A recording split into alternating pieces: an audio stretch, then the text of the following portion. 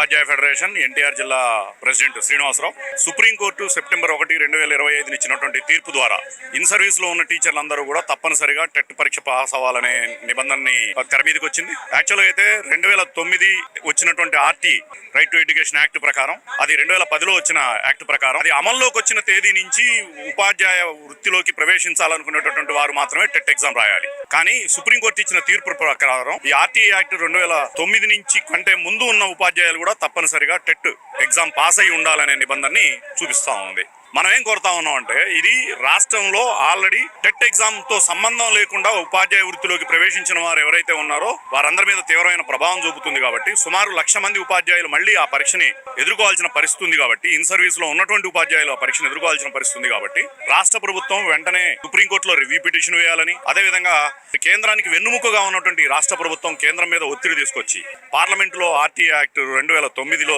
చట్ట సవరణ ద్వారా ఉపాధ్యాయులకి, ఇన్ సర్వీస్ ఉపాధ్యాయులందరికీ ఉపశమనం కలిగించాలని కోరుతా ఉన్నాం. ఇది రాష్ట్రంలో 1,00,000 మంది ఉపాధ్యాయులకి, దేశవ్యాప్తంగా సుమారు 25 లక్షల మంది ఉపాధ్యాయుల మీద ఈ ప్రభావాన్ని చూపుతుంది. కాబట్టి పార్లమెంటు చట్టం ద్వారా సవరణ తీసుకురావడం ఒకటి, లేని పక్షంలో ఆర్డినెన్స్ ద్వారానైనా ఈ ఉపాధ్యాయులందరికీ ఉపశమనం కలిగించాలని కోరుతా ఉన్నాం.